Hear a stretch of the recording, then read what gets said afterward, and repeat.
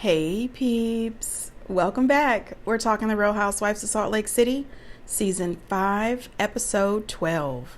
Hey, before we get into the video, please do me the honors of subscribing to my channel, hitting the notification bell so you can always be notified when I post new content, hitting the thumbs up because that does wonders for my channel, and share. Thanks. All right, you guys. I hope everyone's having a good day and staying warm. So, did you guys see the seating chart for the Real Housewives reunion? After these 12 episodes, I can see why Angie was the center snowflake. I can also understand Angie being the first chair, but I'm not quite sure why Lisa is the first chair as well. I think Lisa should have been in the Heather seat. Bronwyn should have been in the first chair where Lisa is. That's just my opinion. I really don't know why Britney is on the couch at all. I think Heather's in the right place. I think that Mary is in the right place. Meredith should be at the bottom next to Whitney. And it's very telling that Whitney is at the very bottom. She should be concerned. I think that Meredith should be too. To be honest, this season we didn't have a lot of Meredith and I didn't miss her. And Whitney seems to be a one-trick pony. She is still doing the same things that she has always done and not bringing very much. That's just my opinion. You guys get down in the comments and let me know, what did you think about this seating chart? So before we get into the show, I just want to tell you that this episode had so much going on. It was absolutely nuts. And I am absolutely positive that I am going to either forget something or I'm going to be all over the place. So if I forget something, I apologize. If I am chaotic and all over the place, again, I apologize. But this episode was crazy. We saw a little Mary and Meredith. Then Bronwyn and Angie were acting ridiculous. Lisa and Whitney, Britney and Angie, Bronwyn and Britney, Meredith and Angie. It was all over the damn place, and so am I. All right, so let's get into the show. So the show picks up and it's all about Meredith. It's all about her bar mitzvah. And it was really nice to see that her oldest son, Reed, came in. We don't get to see him often. I think he's only been on one other episode. He lives in New York and she says that he has a very private life. And I can understand that. Some people just don't want to be in the limelight. And I think that's okay. Her family is beautiful. She does have a beautiful family. I was happy to see that her mom, her sister, and a bunch of her extended family, they were all able to make it. And I am still very confused about the weather in Salt Lake because they were outside having drinks.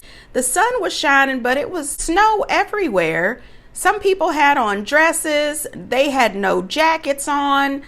I was thinking, what's the temperature? You never know with these people. They don't mind being outside wearing their summer clothes in the winter. I don't know what the hell is going on. Whitney is Whitney. She's got this attitude. She's over here trying to suck up to Heather. She doesn't know if she could trust Bronwyn. And oh my gosh, Bronwyn tried to lie on her and change her words. She was not gunning after Heather. First of all, Bronwyn never said you were gunning after Heather. Never. And Bronwyn did not lie about what you said. And production made sure that they rolled it back last episode when Bronwyn mentioned it. You are full of shit. You go around doing everything that you hate that other people do. You are always talking crap, being rude, being disrespectful, and always stabbing your friends in the back. But then when somebody tells on you like they're 12. When someone repeats the things that you have said, you all of a sudden, oh, they're lying. They're switching my words. They're twisting my words. No, ma'am. No, ma'am. No, ma'am. She said exactly what you said, and you are upset that you got busted out. And I was confused as to why Bronwyn did that. Things were going great with her, Angie, and Whitney. Heather had started getting into her right mind. You were invited to this camp day. Why couldn't you just say, hey, things are moving along. We're doing well. I've been invited to camp day by Heather and Whitney. Why did you feel the need to throw Whitney under the bus? You could have pulled Whitney to the side and said, hey, girl, I am surprised that you and Heather are throwing this event considering, the things that you told me about Heather. And you could have kept that between you and Whitney. You did that to be messy, Bronwyn, and I'm watching you. That comment that Lisa made about nails with stones and glitter and all that stuff on it, when she said that it was bridge and tunnel. Okay. Really? This is another reason why people say that she is tone deaf. You don't realize that everybody is not the same. What you think is beautiful, what you think is art, somebody else doesn't. Just like what somebody else thinks is beautiful in art, you don't. Calling someone unsophisticated, which what she was really saying was that they were ghetto and hood, in my opinion, I thought that was unnecessary. I really did. Whoever that was, which I can't remember, who was showing off their nails, they clearly liked them like that. You didn't have to say anything negative. She does too damn much. Angie gets there and she says that she was absolutely surprised that her and her husband got an invite. However, she said that she was happy that they could move forward. She wants to just move on. And I said right then, this would be a good time for you and Meredith to just start over from today and move forward. But it was weird to me too, because in the confessionals, Meredith acted as if Angie just invited herself. She said, I was surprised that her and her husband showed up. You sent them an invite. Even if she had sent me an invite, I wouldn't go. So maybe that's why she's surprised. Bronwyn is still upset with Whitney and Angie. She's really mad at Angie because Angie told her to shut the F up about 15 times. Angie was upset. Angie was off the hook. She tried to clear all the girls. And to be fair, she told about 3 or 4 of them to shut the F up. She really did.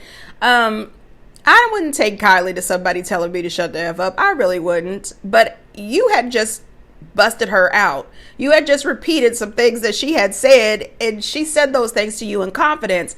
And when I say that, I think that's how Lisa felt when Lisa said things to Angie in confidence and she went back and told Whitney, which is so crazy for me because the entire group does this. This is what you guys do. And I don't know if they do this in their real life off camera or if they just do this for the show. I have no idea. But when you're on The Real Housewives, you have to be ready for anything. And you also have to know how to be smart about what you share because they're going to tell it, especially if they're concerned about getting their snowflake for next year. I really needed Bronwyn, Whitney, and Angie to make up because I really enjoyed seeing them film together. So a couple of the girls are sitting around and they're trying to figure out if Mary is going to show up. And then they show a flashback scene of Mary and Angie. And she says that she may not be able to make it to Meredith's event because she's got a lot of things going on. And then she just continues to cry. She's very upset. And what I appreciate is that Angie told her she would not pry, but she wanted her to know that she is there for her. She will be there and she could reach out to her at any time. And then I was happy to see that on Watch What Happens Live, she said that not only did Robert Jr. go to rehab, his wife went to rehab as well, and that they are both doing really well. She said Robert Jr. came out of rehab a brand new person, and I am very happy for all of them. Mary also said that all of the housewives, except for Lisa, after seeing the episode and realizing everything that was going on, they all reached out to her offering support. Everyone except for Lisa, and she said she didn't expect Lisa would anyway. Also, her and Angie K's friendship is still going strong. She mentioned several times how much she really loves her friendship with Angie K, and she also cares and loves Meredith as well.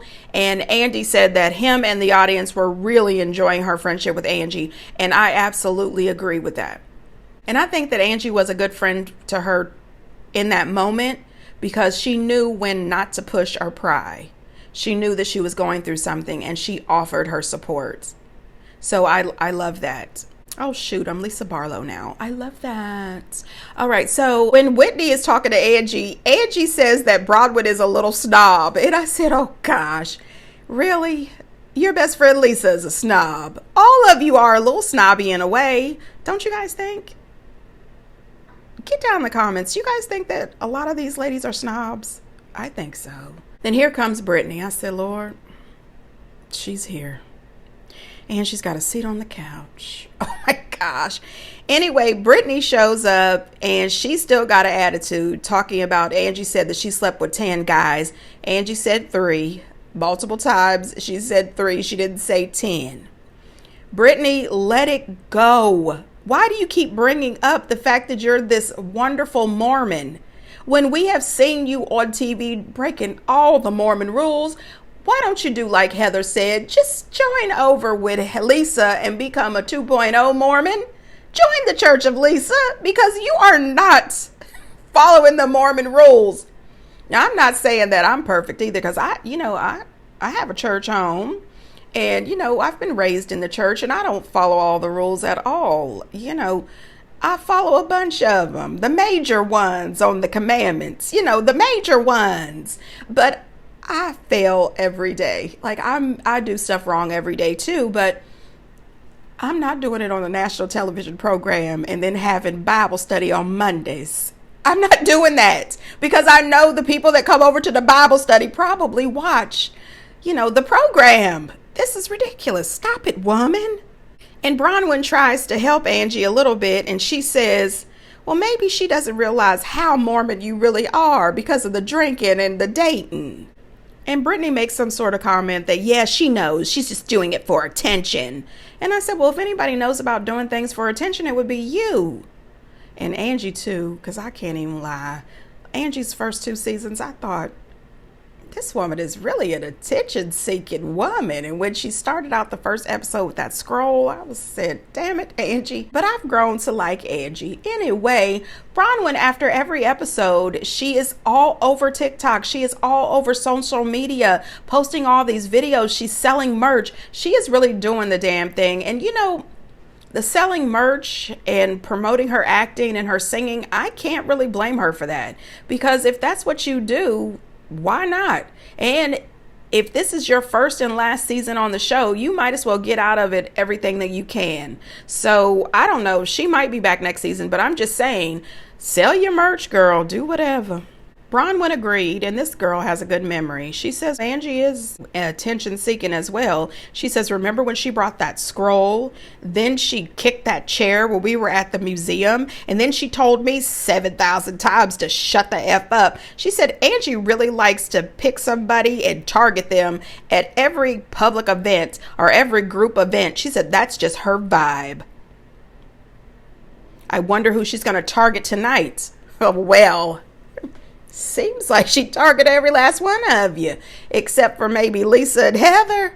I'm just saying, Angie is not the one to play with, not that evening. So Meredith and her entire family show up on a sleigh, and I thought that was cute. I love a little sleigh ride.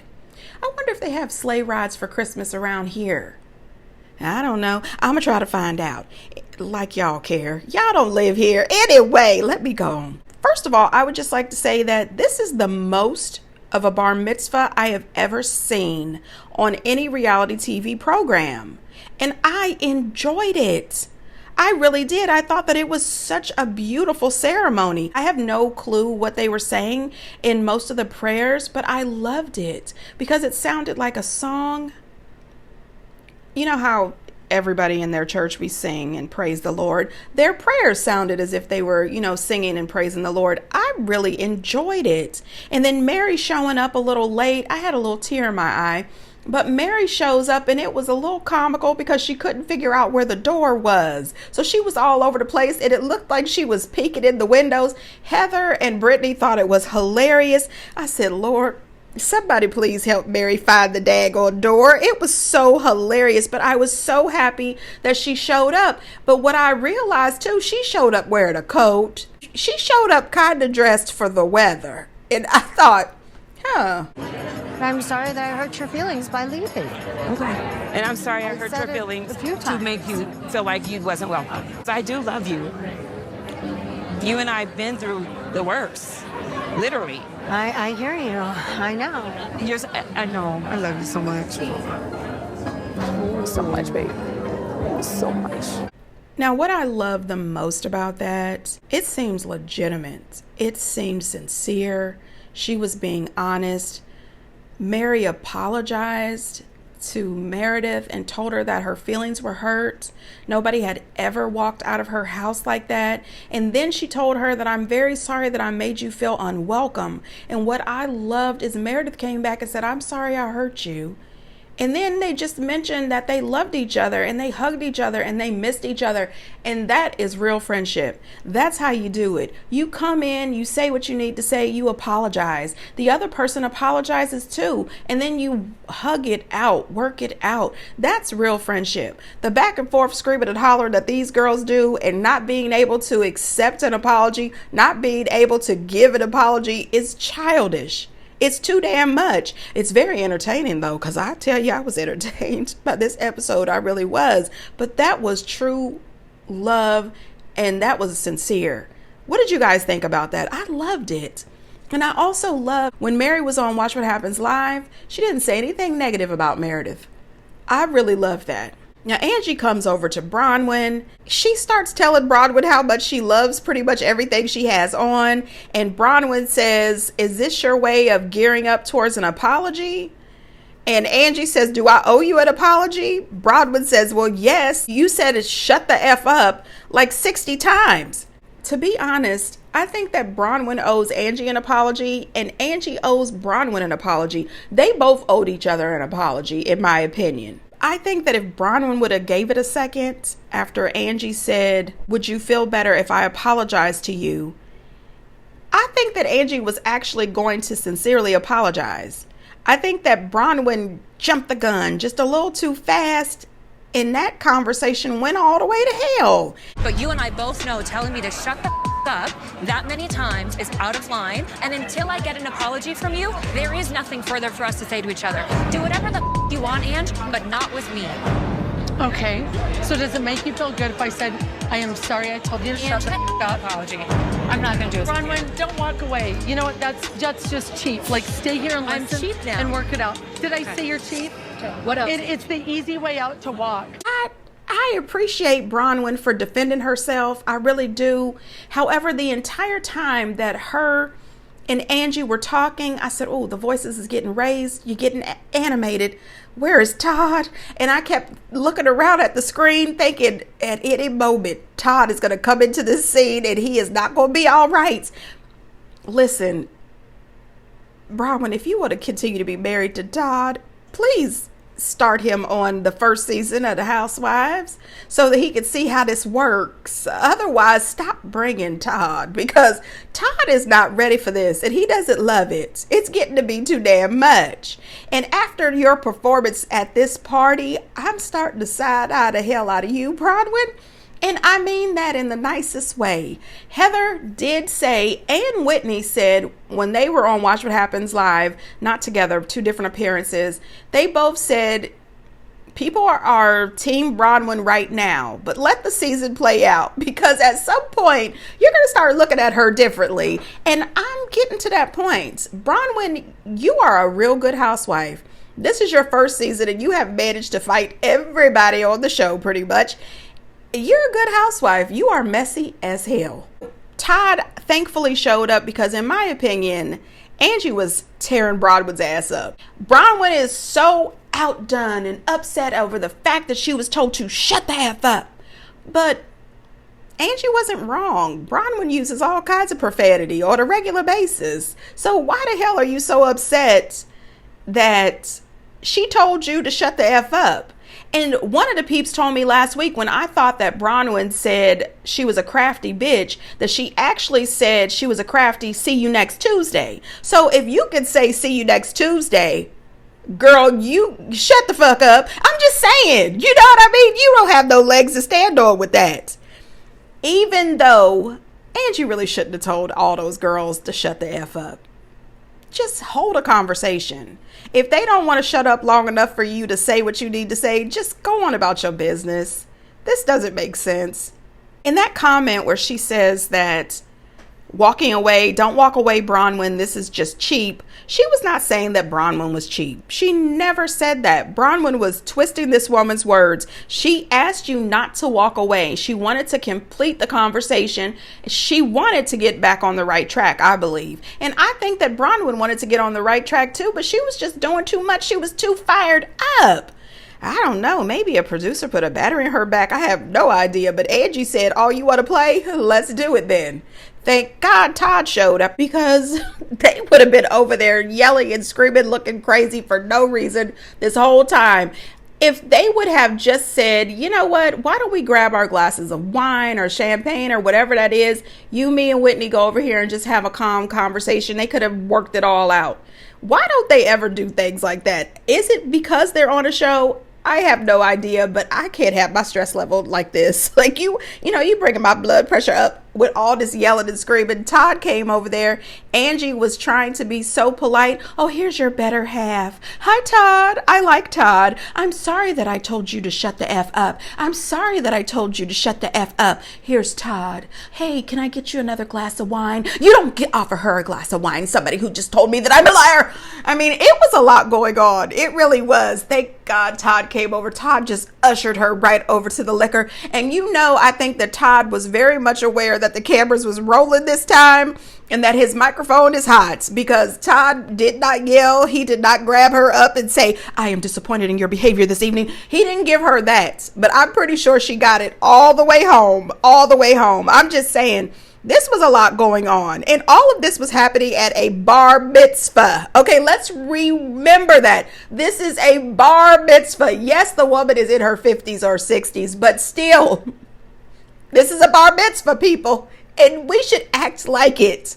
You know what? I did not see Bronwyn as a bone collector, but she's picking up the mantle from Whitney, if you ask me. Whitney is going around talking about, she's just going around and telling things and saying stuff. I said, oh, you're upset.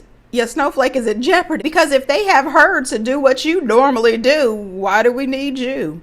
I'm just saying, cut the shit, Whitney. We have seen you do worse. I thought it was crazy because later in the episode, after Angie and Bronwyn had just went against each other, they ended up hooking back up like a damn WWE tag team to go against Britney. And I said, well, what? Weren't you just at each other's throats earlier? What is this? I don't know. I was entertained, but I really do need her to stop bringing Todd. Todd is going to chastise you real good on the way home.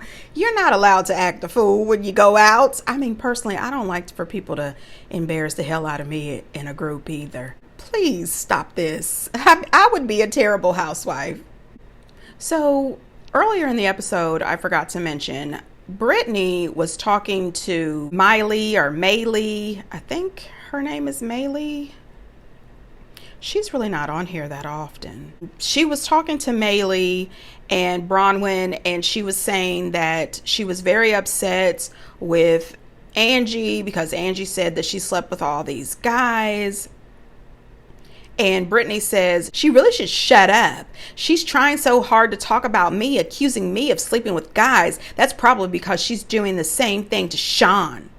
That's what she said. But later, she tried to act as if she was saying that that's the way that Angie was dating in the past. And then Miley or Maylee, whatever her name is, she was like, Britney, that's not what you said. And Britney said, don't do it, Maylee, or something. I said, I know you didn't just try to boss up on this girl that we don't know. You don't treat her this way. And Bronwyn makes some kind of comment, and she said, I never would have thought that I would be friends with you two.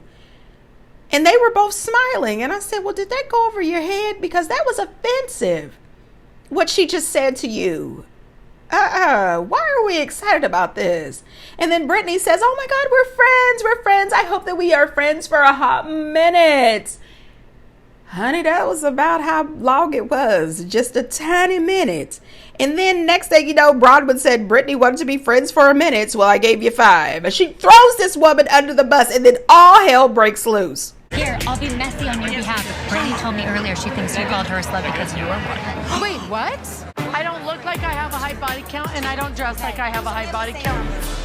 That's high body count hair. That's a high body count dress. Those are high body count heels. You know what, Angie? Screw you. Oh, no, screw you. No, screw Slutty, you. Britney. Oh, Take your little bumper and walk away. Oh, you just shamed her hair. It's a bumper, and yours is a little bit too. She just said my hair's slutty. Come here. You know what, Bronwyn, girl, what the hell is going on? You did not have to do that to her. Britney may be a grown woman, twice divorced with children, but she's got the mind and the heart of a 3-year-old. You shouldn't have done that. And I mean, you just kind of set this chain reaction off and then just hid your hands from it, walked away from it. Well, not really. You stood there laughing at the woman uncontrollably. You and Lisa, both of them were laughing their heads off while she was sitting there getting read for filth. I mean, Angie went crazy on this girl. And I said, well, what? Damn it. Angie definitely woke up choosing violence. She absolutely did. The thing with Britney is she can dish it, but she can't take it. You wanted to talk all of that crap behind Angie's back, but when it came down to it, you couldn't back it up. You couldn't even repeat exactly what you said. And you're the one who jumped in the conversation. You jumped in and that's what you got. And I was thinking to myself, Heather is at the party. Why have you not jumped in to try to get your friend? Oh, you're friends with Angie and you're friends with Britney. Why didn't you just walk over there and say, come on, Britney, let's just walk away from this. Angie is clearly having a bad evening. You know, come and protect your friend because she's 3. You know what I mean? It was just a bit much. I said, why won't you help your friend? She didn't jump in. She didn't say shit. And then when she's sitting there devastated, here comes Lisa saying, don't let her hurt your feelings, but you do need, I don't know what she said, like a keratin treatment or something. I said, what? Lisa, this is not all right. Lisa says, you just insulted her hair. I'm like, insulted her hair? She did more than that. She insulted that woman's life. She tore that woman to shreds in a public setting, loud as hell. And not only that, Miley, she caught a stray because Angie said, and Miley's hair was bumped too, or whatever that was. I said, damn it. Poor Miley, she didn't do nothing. I said, all she's doing is sitting right here. This is crazy as hell. I don't know. I think that Angie tearing her up that way, I think it gave Meredith bad flashbacks or something. Meredith, I mean, Britney runs off. I'm going to go home. But before I go home, I'm going to cry and make sure that everybody at the party sees me crying. Oh my God. She says that my hair is slutty. Is my hair slutty? Oh my God. She said my hair is slutty. She said my dress is slutty. She said my shoes are slutty. Oh my God. Then she runs off to Brooks and Chloe.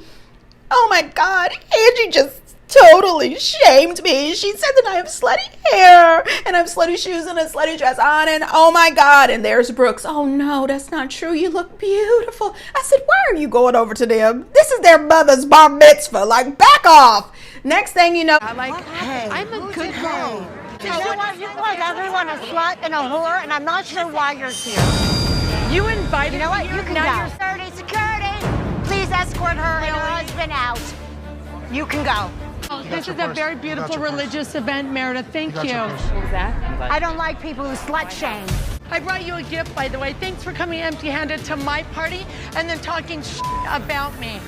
Don't call me slutty ever again, Britney. Oh, Angie just said that I have slutty hair. Oh my God. Girl, please go home. It is way past your bedtime. The street lights have been on and you have no business out by yourself. You really need to be accompanied by an adult. What the hell is happening here? And you cannot tell me that Meredith had security at this bar mitzvah just for the fact that she wanted to throw Angie and her husband out. In my mind, Meredith planned this shit. She said, yeah, I'm going to invite Angie and Sean. I'm going to hire all these big security guards. And one comment, one thing she might say out of her mouth, I'm throwing her out because I told her last season, you can leave. And she didn't get up and leave. But this time I've got back up. I swear I think that's what happened. I think that she is so pissed off because Angie always reads her ass for filth every chance she gets. And she said, I'm going to get payback this time. I'm going to have security at my bar mitzvah. Have you guys ever been to a bar mitzvah? And if so, did you have security there? I thought it was a little odd too. Like the last time they had a big get together, Meredith thought she was being put out and she was devastated. And now you are actually putting somebody out. That was hilarious. I was just thinking that. I don't know how all of this popped off. They just kept going from one person to the next person to the next person back again and this and then this. And I said to myself, why are they so unhinged? Why is all of this happening at a bar mitzvah? I have no idea what the hell is going on, but I'm enjoying this. I mean, the ladies of Salt Lake have been on a roll. We have not gotten any bad episodes so far. A lot of people thought it was going to be bad without Jen. Then they thought it was going to be bad without Monica. But the truth is, Bronwyn was a hit. Angie was a hit. And I thought it was crazy that Angie thanked Meredith on her way out. Then she said, and I brought you a gift, and you showed up to several of my events without a gift. Like, she went to hell this evening. I don't know what the hell is going on. Listen, Meredith, in my opinion, will always be pissed off at Angie because Angie and her husband stood her ground and would not allow her to try to shade them over that stupid podcast. They knew good and damn well they didn't say anything negative about Brooks. And she's screaming and hollering, I don't like people who slut shame. Sure you do, because you're best friends with Lisa, and she not only slut shamed your ass, she shamed your whole damn family. So you couldn't have a problem with that. And according to Angie, Angie was not slut shaming. She was shaming that hair, okay? And she said slut shaming hair is not the same thing. I don't know what the hell it was. Oh, it was a lot going on, and I'm sick of them. I really am. What the hell? You guys, I'm done. I can't. Get down in the comments and let me know what you think. Lord have mercy. And until next time, bye.